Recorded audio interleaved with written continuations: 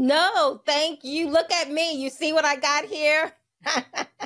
Well, I am a big fan of your work. I think you would have absolutely demolished Fetterman if you were the nominee.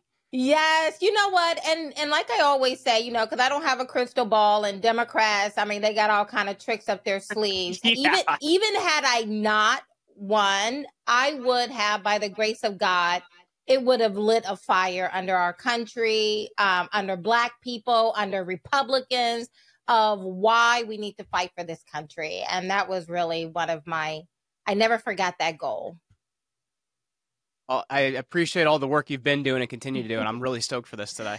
Yes. Well, as you can see, I'm going to geek out a little bit on you. I got I'm sure you've probably seen this book, a world map, world history map, and it just goes pages and pages. I love it.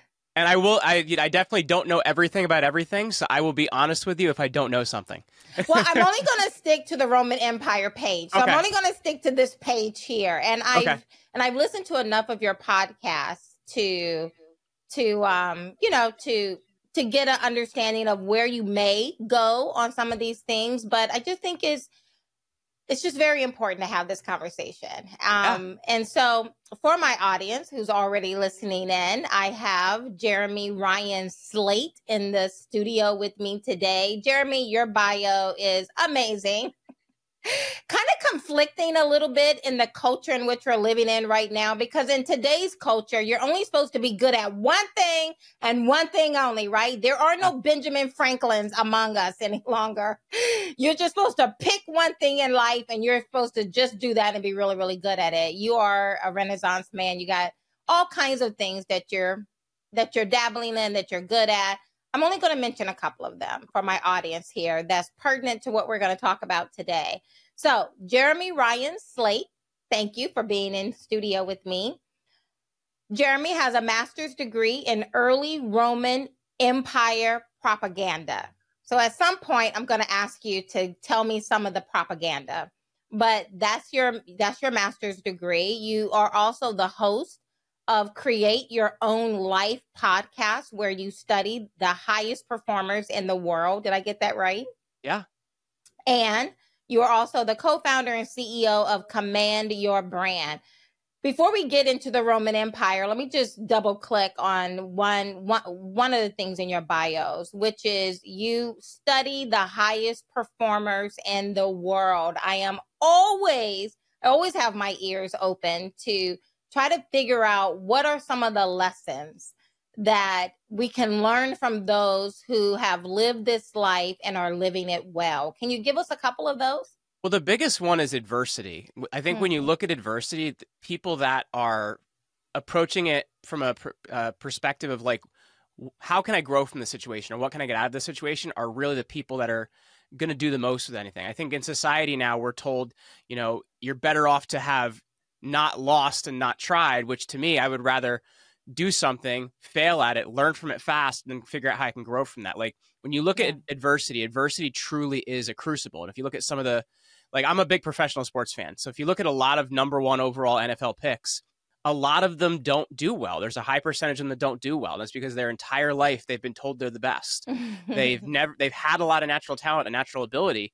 And I think if you look at somebody like Tom Brady, for example, he barely starts his senior year of high school. He barely starts his senior year of college, gets drafted in the 6th round. He had to work harder. He had to study more film. He had to take every opportunity. And I think when you look at adversity, it's really it's like a blacksmith's furnace, right? It's a crucible that you come through, and it makes you different on the other side if you're willing to surrender the process. Blacksmith furnace. I feel a little emotional as you're talking, Jeremy. Because I should be golden right now if it's all about the adversity. And I think about that all the time. As I look back over the canvas of my life, had God given me a piece of paper and a pen and say, write your story, Kathy, I would not have written it this way. And yet I can look over my life and I can see, although, times have been tough, I grew up with in the most dire situations and circumstances, even how I was conceived, right? And yet all throughout life, if you guys were paying any attention to my senatorial race, that was brutal. There was nothing pleasant about people from your own side, the Republican Party, stabbing you in the back, lying Don't even on get me you. started on the establishment Republican Party. Oh my goodness, right? But and it wasn't always the establishment. It was a lot of people we would have considered MAGA that were lying on me, but because, but for whatever the reason, I look back over all of these things and it has left an impact on me, how I show up in the world, how I am a defender of the weak. I cannot be quiet when I see a wrong that is being inflicted upon someone. So you're right. It has made me different. I believe I was born to be brave. So I do see that. And yet adversity is not fun. It's not fun. And I think not fun at all. I think as well, like the instant gratification society we live in as well isn't really conducive to going through a situation like that, because you have a lot of tough situations and it may take 10 years to go through that, right? Or it may take 15 years, 20 years. You look at some very successful entrepreneurs, like Ray Kroc, for example. I think he wasn't successful until his 50s. So it may take a lot of work and a lot of time. And Kathy, I've failed at 5 different businesses after leaving a teaching career before I started my current business. But I've learned something from each and every one of those things. And I think that's the real value, is what can you get out of this? What skill can you build? And a lot of those skills are things you can't go to school for. And I think this conversation is going to blend in very well with the next one that I want to talk about when we get into the Roman Empire, just because, let me just be brutally honest. I am so unnerved about the direction our country is currently heading.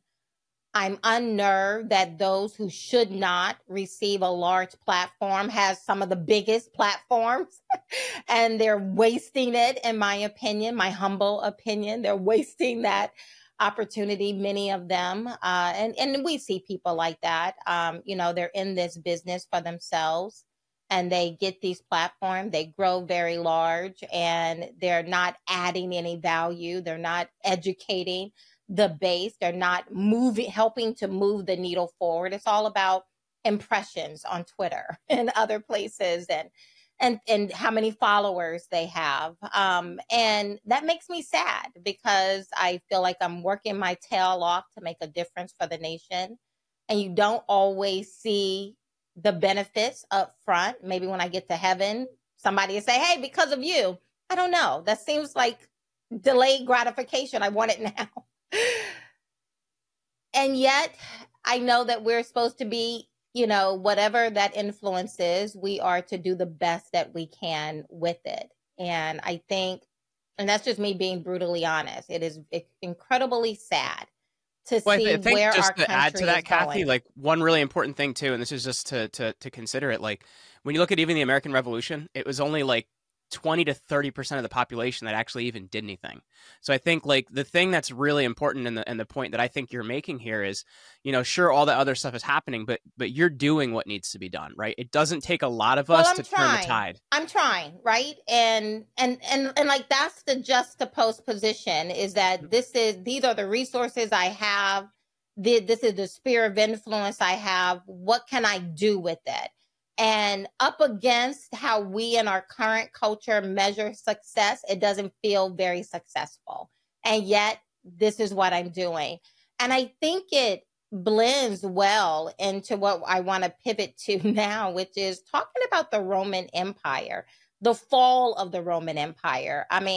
If you guys, we're going to put up a little bit of a map of some of what I'm looking at right now. I'm a geek out with Jeremy a little bit. I've been really waiting for this moment. I have pen in hand, paper right here. I intend to take a lot of notes, Jeremy. So I want you to help us understand, because although I've heard you say history does not repeat, but there's a lot of rhyming that goes on. The Bible, Solomon would say there's nothing new under the sun. Things, bell bottoms are always coming back, making a comeback, right? Afros are now making a comeback. I mean, you see these things. So there's something very cyclical about human nature in the course of time. And I'm looking at this map of Roman Empire, and it was huge. Their dominance was felt all across the globe. Yeah. All roads led to Rome for a reason. And yet, all of a sudden, like on a turn of a dime, they went from massive territory. And you guys will see this on the map that my team is going to put up here for you. They covered the entire map. And then all of a sudden, they were gone. like this, a drop of a dime. They went from massive presence and dominance in the culture around the globe to overnight it seemed they were shrunk to almost irrelevance. Talk to us about just anything that I have said right now that you want to, double click on. But then I want us to kind of pivot to any similarities you see with where we find ourselves today in America. Well, there's a couple things I want to add to that. I guess, first of all, I'm going to use the terms BC and AD today because we don't do woke history, and I don't I don't do BCE and CE. I just don't do that. But I think when you look at it, and Edward Gibbon in 1776 wrote the Decline and Fall of the Roman Empire, which is one of the most famous documents, and he looks at a lot of different reasons on why the Western Roman Empire fell in 476 AD. But if you want to look at it, Kathy, and you want to make it simple, it's really two things. Number one, unhandled immigration, and number two is inflation.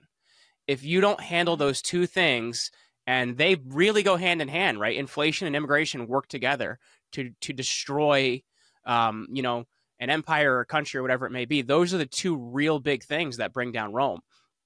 And I guess when you look at it, I think the major confusion a lot of people have too is they hear Roman Empire and they don't realize that Rome, when you look at it, had three different eras in time. Right. And the first being in 753 BC, it's founded as a kingdom. So from 753 BC to 509 BC, it's the Roman kingdom. And there's 7 traditional kings. They may or may not have existed. The first of those is Romulus. And what happened was when in the Republic era of Rome, when they didn't know where to attribute like why they had a tradition or why they did something, they would say, oh, it was because of XYZ king that we have this tradition. So the kings were very useful to explain things that Romans didn't understand. So from 753 BC to 509 BC, it's a kingdom. From 509 BC to 31 BC, it's a republic. And then from 31 BC until 476 AD, it's an empire. Now that's in the West. In the East, it's an empire until 1453, when Constantinople eventually falls to the Ottomans. Right. So, and the interesting thing as well, and this is when Charlemagne is crowned Holy Roman Emperor in 800. The reason it's really confusing is because the Eastern Roman Emperor would have seen himself as a Roman Emperor. And he's like, wait, why is this guy a Holy Roman Emperor? We're still around. The Eastern Empire considered themselves to be Romans, right? They didn't think they were something else. Byzantines is what they're just called later on. Right. So that's the thing I think that's a major confusion for people on. They don't understand there's 3 time periods in Rome. And I know time. But now, but going through 476 AD, that is the Western Empire, the fall. That's the of Western the Roman, Empire, and that's the one that most resembled the fall correct. If we it's are the most comparing, right? If we're comparing America to the fall of the Roman Empire, it is the Western fall of the Roman Empire, correct. And that is around 476 AD. Yes. So what are the similarities? So the thing I wanted to mention first, too, because I know Time Magazine about a month ago went really hard with this. That I don't know if you've seen this, Kathy. They're pushing the Donald Trump as Julius Caesar thing really, really hard. Yeah. And I think the issue is they don't understand the terms. Because if you want to look at it, America, like in the way we currently function, we ceased to be a functional republic in a lot of ways, in my opinion, in 1913, because number one, we lost the 17th Amendment, and that would have helped big time in the 2020 election. That was where the state legislatures appointed the Senate, right? So the Senate and the House basically do the same thing now because they're elected by popular vote. So that's one thing that breaks down. In 1913, you also have income tax, which comes across. December of that year, right before Congress goes for Christmas break, you have the Federal Reserve Act, which passes and then takes effect in 1914. So you have a lot of changes where we have the vestiges of a republic, but we've lost a lot of the functions of how a republic would function because of those particular things that happened. So, well, that's from a technical perspective. Yeah, but that's why I think we're more in the fall. That's why I think we're more in a fall of an empire than the fall of a republic. That's the point I'm making about the fall of a republic. Yes, correct. I agree, and that would take us up through 476 AD, right? Correct. Okay, that's why, like in my opinion, Trump can't be Caesar because Caesar was in. He crossed the Rubicon in 49 BC, and in my opinion, where we are now. Is in what's called Rome's 3rd century crisis. So that's about the year 192 to around 284 AD. Right. Now, and since we are a republic, I think it's apropos to look at how does a republic fall? What unravels a republic? And now you said inflation, agreed. You said immigration, agreed. And I'm looking here at my map, and there were a number of different groups, the Huns, the Gothics. I don't know if you want to talk about any of those, but they were, invading and putting up their flag. They didn't want to assimilate into Roman culture. Well, yes and no, because a lot of the problem actually starts because Rome starts it, right? Like if you look at even our immigration problems right now, you have Joe Biden's welcoming them right in. And the issue in Rome actually started with a lot of the barbarian tribes out on the borderlands being let in, because in the 200s, what really changes is Roman emperors it no longer goes from father to son or from, basically adopting somebody to be the next emperor, which is something that could happen.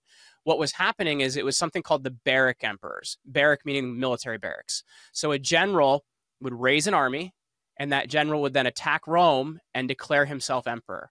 So in the 200s, there's 47 different guys that claim to be emperor in that period of time. So it's a lot of turnover.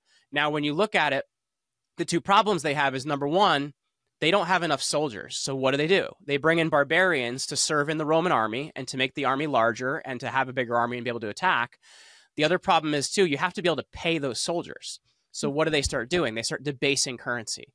That means they're clipping coins. They're adding other metals to the coins because you have to be able to pay a military, and you have to have a bigger military. So by the time we get to the early 5th century, so like the early 400s, the Roman military from the time of Augustus in 17 AD, it's doubled in size. So this thing. Okay.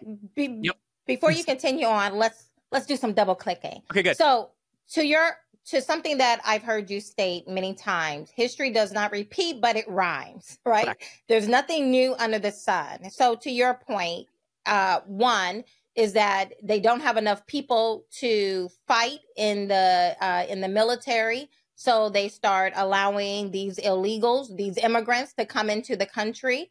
And they say, well, hey, if you will serve in the military, then we will we'll give you full citizenship, perhaps. That's very similar to what we're hearing today. Right now, we have, the last time I looked, there was a 25% military recruitment deficit. Because guess what? People don't want to fight for a nation they're being told is systemically racist and is evil and is the cause of all the problems we're currently seeing around the world. And as a result, I'm sure there's a number of other reasons as well, but I believe I'm sure that's probably in the top 10. But we have a military recruitment deficit right now. People don't want to fight. Not only do we have a military recruitment deficit, but we have a birth rate deficit. People are aborting children. People are deciding not to have children, or they're having them later in age. And so we don't have a body of military age, a large number of military age men who are willing to volunteer. So therefore, one of the things I've heard in today's culture is, well, we will allow citizenship. We will grant citizenship to illegals if they spend some amount of time in the military. Why is, looking at history and specifically Rome, what are some of the lessons we can learn from that on why that's not a good idea? Well, there's two parts to the citizenship conversation as well, because what used to happen is you have the traditional Roman legions, which were Romans that fought in the Roman legions.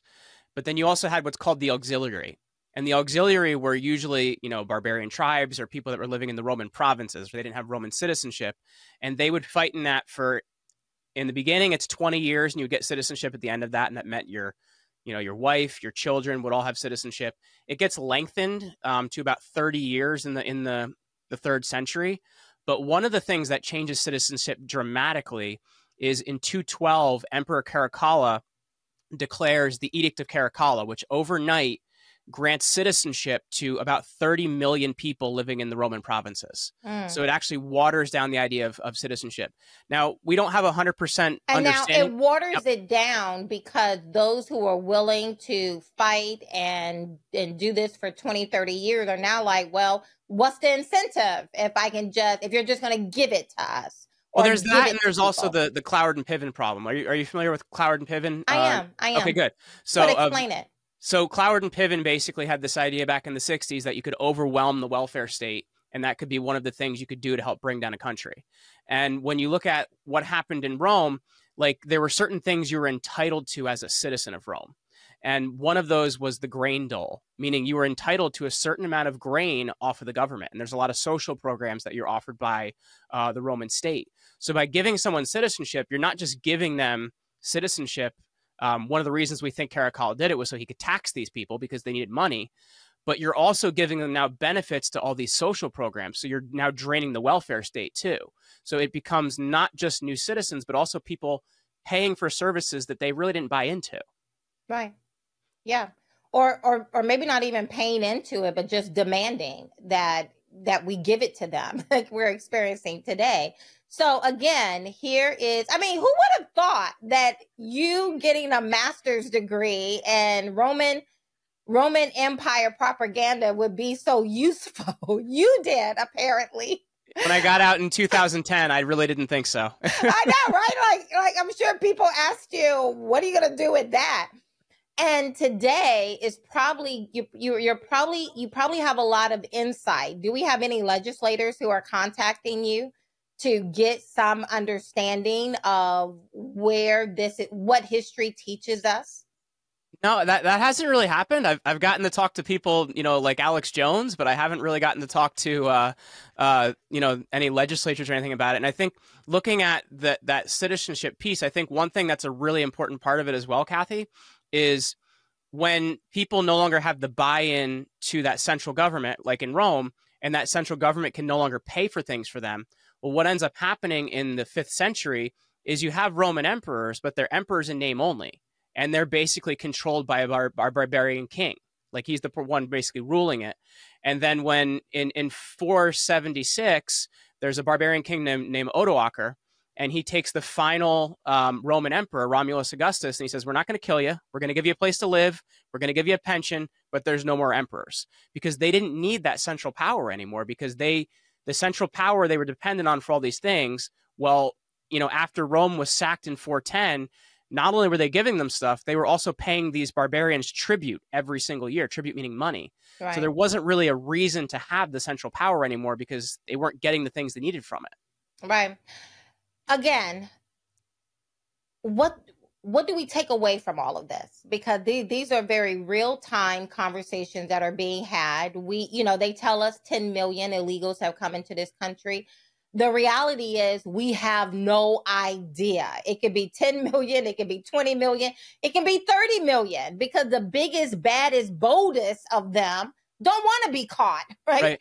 And so we actually have no idea. We've never had any idea, right? But we walk out, talking heads say, 11 million, 12 million, 10 million. We actually have no idea. So, but this is real-time conversations. We can look back at history to see the dangers. One of the dangers of allowing illegals to earn their citizenship by volunteering in the military is that, to your point, they have no buy-in. We have been fed the American way of life. You and I, today's culture, I don't know what it is that most of them are being raised in. But you and I, we're old enough to have been, I don't know, you look very young. You could be I turned 37 last week, so I'm almost 40. you barely made it in, right? To when a kid could be a kid and there was no conversation about, whether you're a boy or a girl. You just knew it. You grew up in that generation. Along with me, and and it was just certain things, right? You hear the American national anthem, you stand up.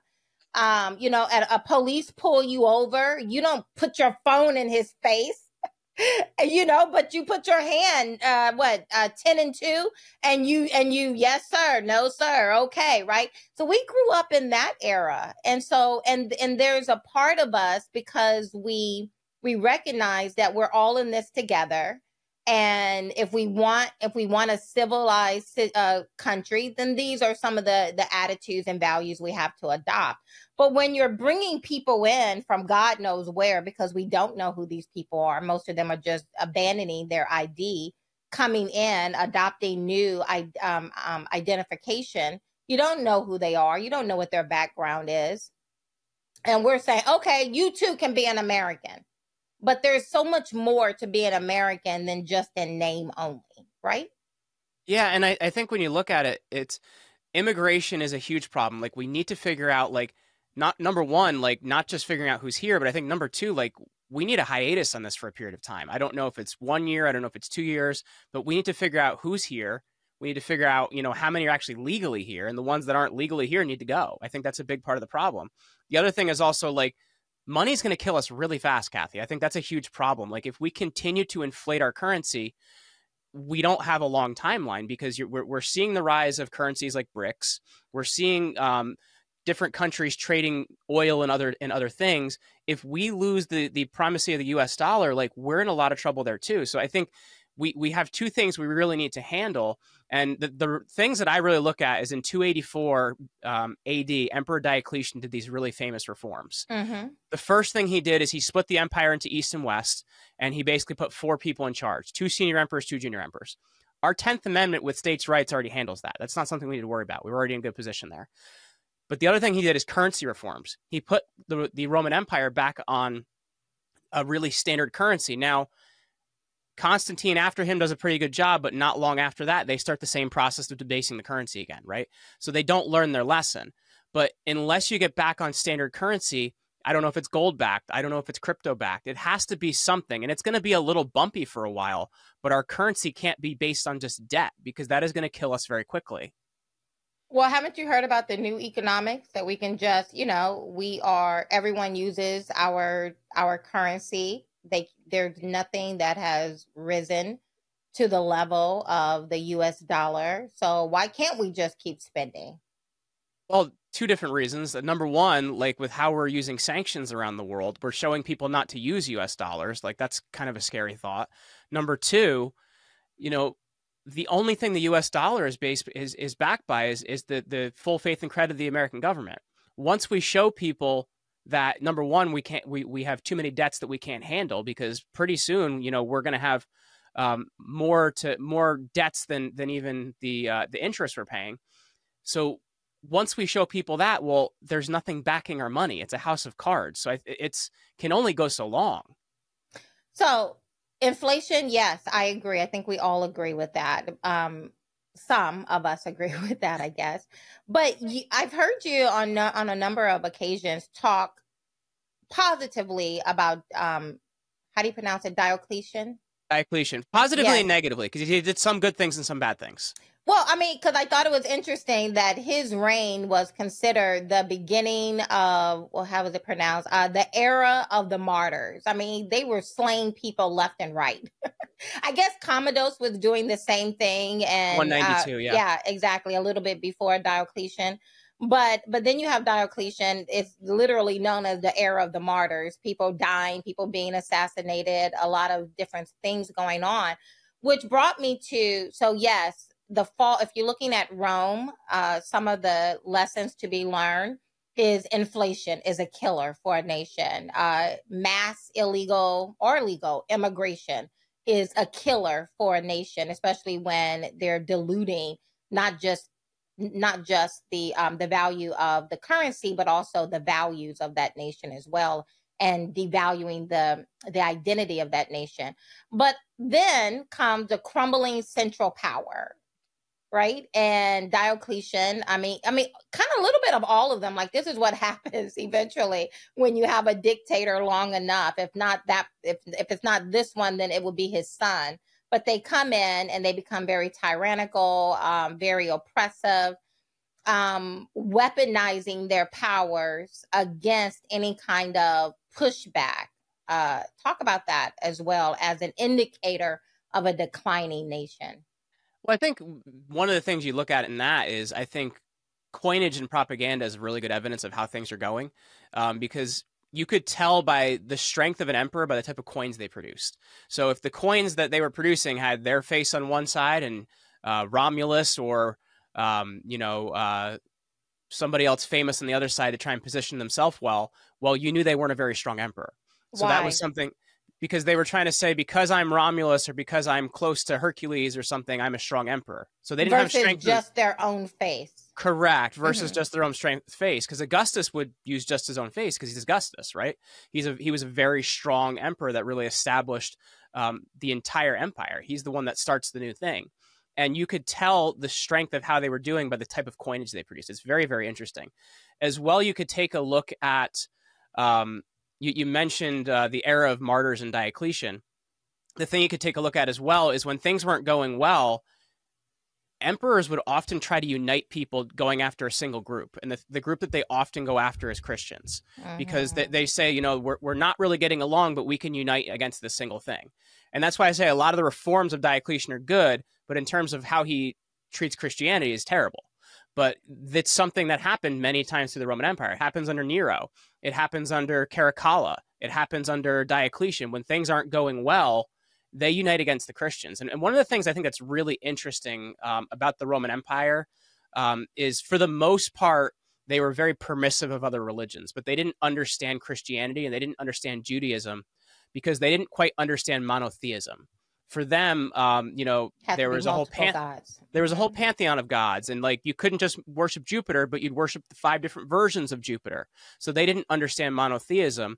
And one of the things that was done in the later empire is sacrifices were offered to the emperor on his birthday. And for Christians, they couldn't do that because that would be sacrilege.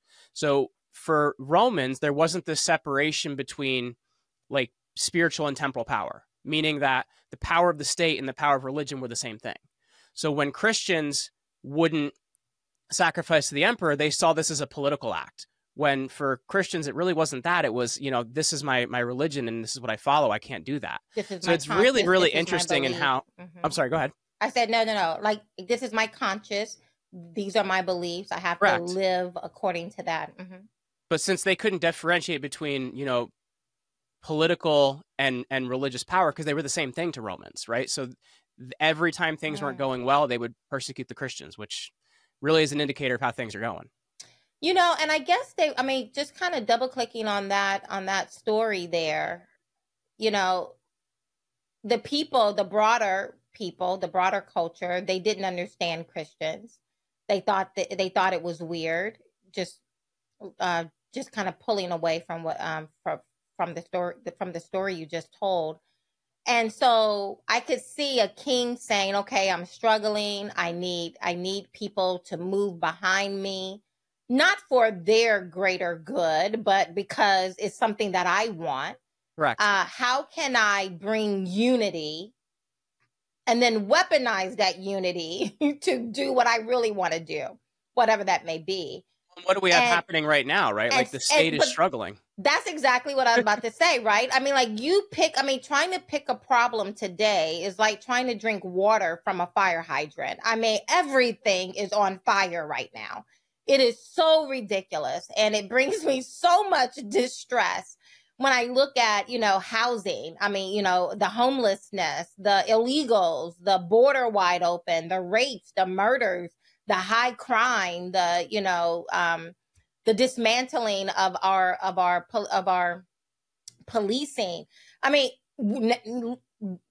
think we're in World War III. I just think they haven't actually said it out loud yet, but I believe that we're either we're in it or we're about to walk right into it. But there's so much that's going wrong. And then what do we constantly hear from The View, those cackling hens from The View, or from the White House? It's always about January 6ers.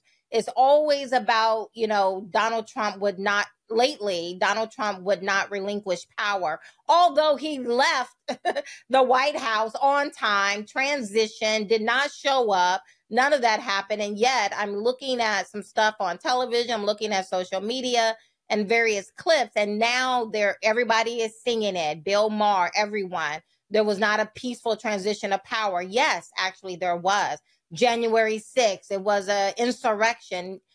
Police officers died. No, actually the only one who died was the one the police killed, actually Babbitt, an unarmed citizen.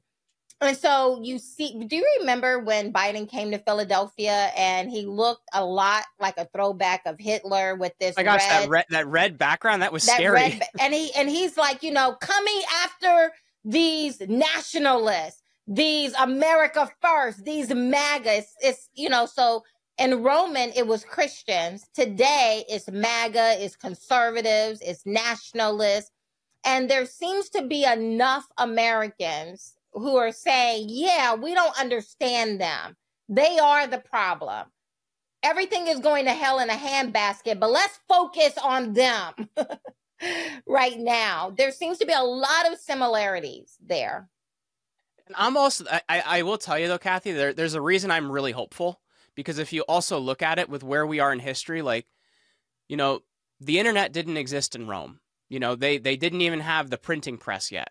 We haven't had the ability. I know we've had to fight in places like YouTube and other places online, but we haven't had the ability to have conversations like this. So I think at the same time, people are getting more aware. And I'm seeing a lot of my friends that were 4 years ago very left of center, and somehow we've arrived on the same side of the game now. So I think at the same time, there's an ability to wake people up right now like there's never been before. And it's because of the type of media we have. This has never existed before in history. And that's why it's so important that we keep it free. We keep it open. We continue to be able to create content, because this is how we can move the ball forward. And they can't just do what they want to do to people, if that makes sense. I was a speaker at Hillsdale College, and I got the opportunity to sit in on Dr. Habib Constitution class 101. I love it. Again, I was geeking out. It was so much fun. I went and bought the textbook so I can come home and read it in my downtime. But one of the things that really grabbed my attention is this section he was talking about on progressivism. And it was like a light bulb moment. Like the reason why because our side is constantly trying to reason with these lunatics. They have lost their mind in many of the things that they're advocating for. We see it on college campuses right now. Before that, in 2020, it was Black Lives Matter, and we would see buildings being burned. We would see people being beaten down in the street. And then the media would stand there and say, oh, it's mostly peaceful, as buildings are burning behind them. And we're always trying to say, well, maybe if I just present this fact and this idea, maybe people will see it. But then I'm studying some of the original thinkers of progressivism. And in their mind, and if you really listen to what these people are saying, they brought it forward to today, is that we as humans have the ability to become perfected over time. And we would never do the things that Hitler did, or that any of these Mao or Stalin, or we would never be Rome, because we have learned from our history and we are being perfected. And as we perfect ourselves, then we get to not, the only reason why we had the only reason for the Constitution and these amendments is because we needed them to provide guardrails for us as people. But over time, we are evolving and becoming perfected, that we don't really need those guardrails or those Christian values.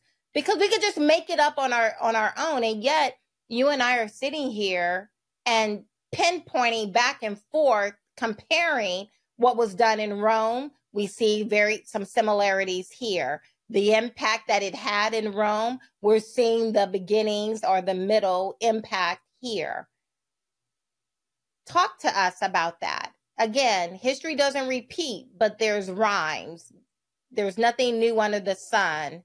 We are not gods being perfected, and that there is something innate within all of us that takes us back. If you give me a little control, I want more control. And eventually, almost every single cycle of these kings that I'm looking at here, eventually they become tyrannical and people suffer.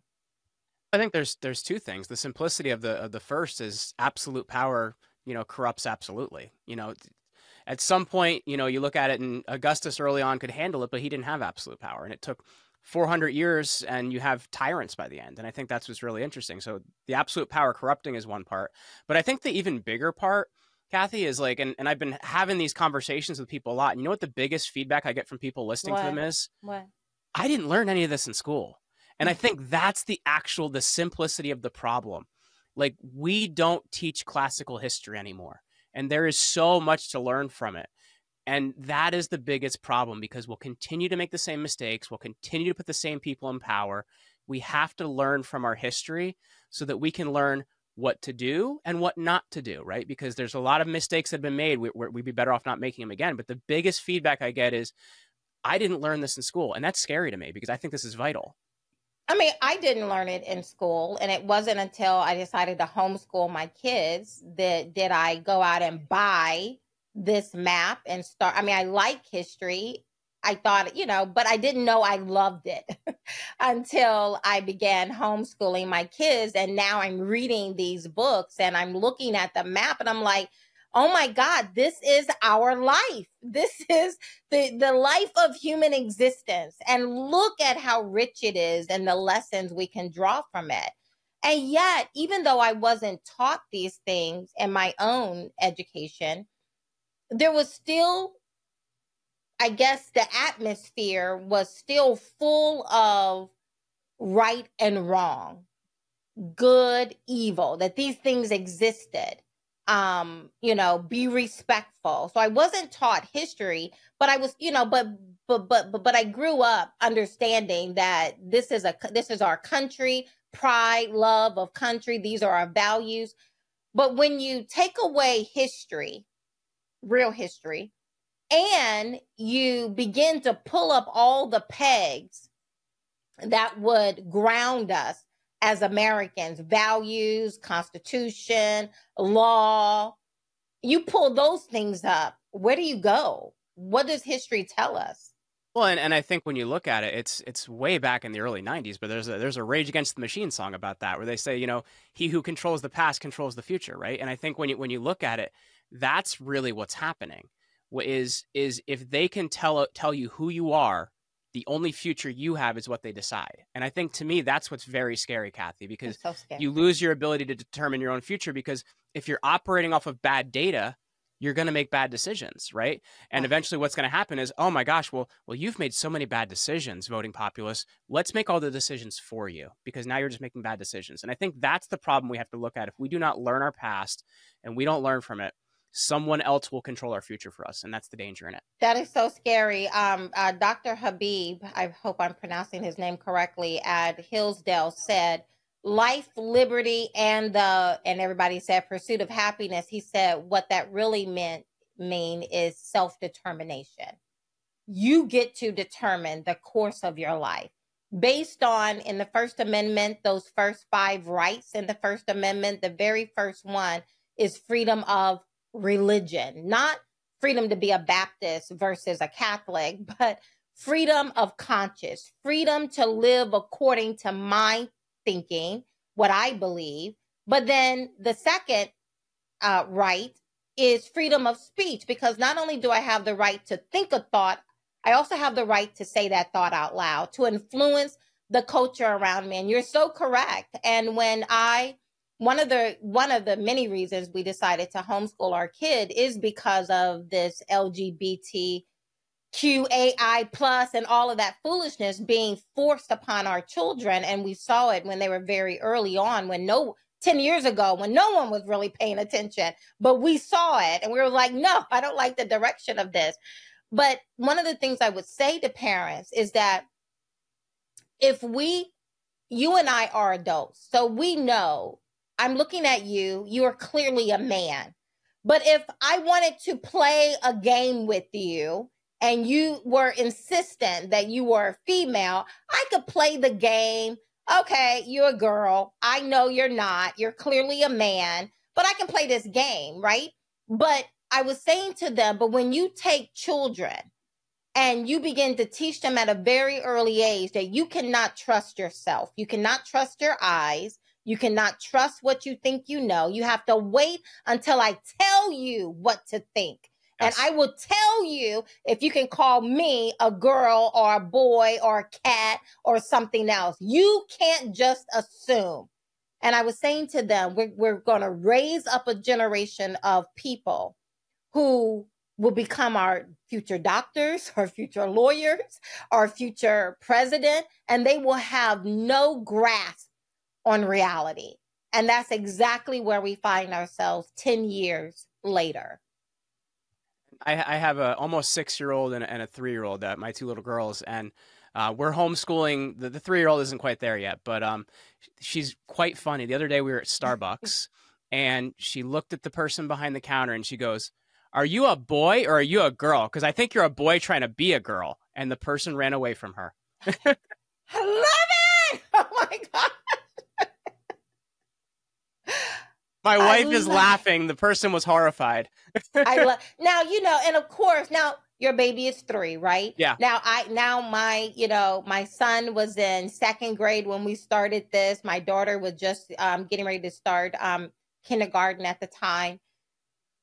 Now they're 15 and 18, getting ready to graduate from high school. And today we certainly don't teach them to go around and pick a fight, right? If there's no reason to have a fight, right? But I'm so proud that even when I'm not around, because now, like they've heard mommy talk about this so much. Now when I talk about it, they long eye roll, like, oh my God, Mom, you're talking about this again. But then I may be in another room, I hear them talking to their friend, and they're parroting me on just being willing to speak truth, even if it's uncomfortable, but saying that's not true.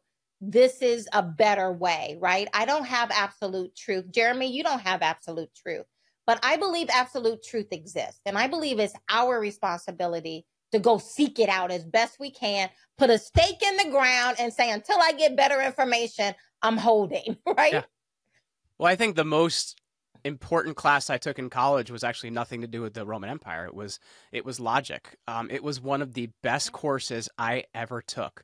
And I was the only one on my course that passed, by the way. So I don't know if that says a lot about the teacher or a lot about the books, but it teaches you how to look at something and understand it. And if you can understand logic, you can study differently. You can look at problems differently. You can look at a situation and say, well, that doesn't make any sense to me. And I think for a lot of people, a logic course would be one of the best things you could ever do because it teaches you to look at a problem and take it apart. And I think that's a really valuable skill. Yes, I know. I'm putting my daughter in debate classes when she starts 10th grade for that express purpose of how to critically think.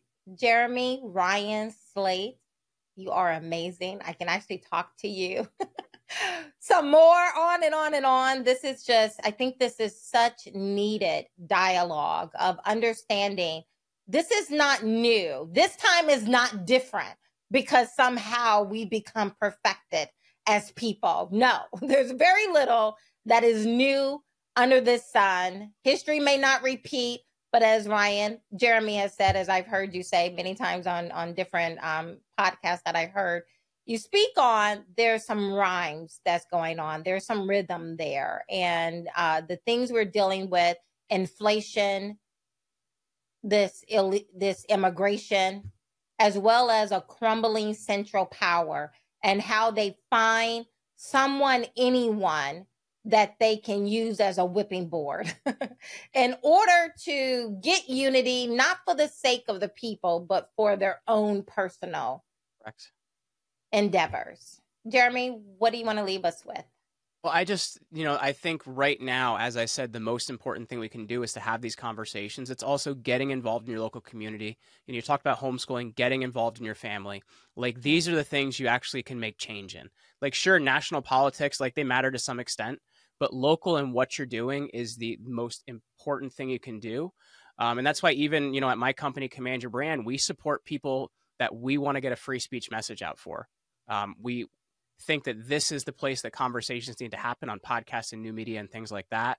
So I actually put together a really great resource for people if they wanted to grab that, called Command Your Empire. And you can get that over at commandyourempire.com. It is the resource to help you understand basic PR, understand basic communication for your company, because getting your message out right now in a world of free speech is the single most important thing you can do. I love it. Get involved in local politics, family, and as long as it's free, as long as we're free to speak, speak up. Exactly. So those are the things that we can do. I love it. Jeremy, stay right there. To the rest of you, you know what to do. Hit subscribe, rate it, like it, share it, talk about it. I'm doing my part, but I certainly cannot do it alone. And I'm so very grateful to each and every one of you who have been listening and been staying right along with me. Blessings. Talk to you soon.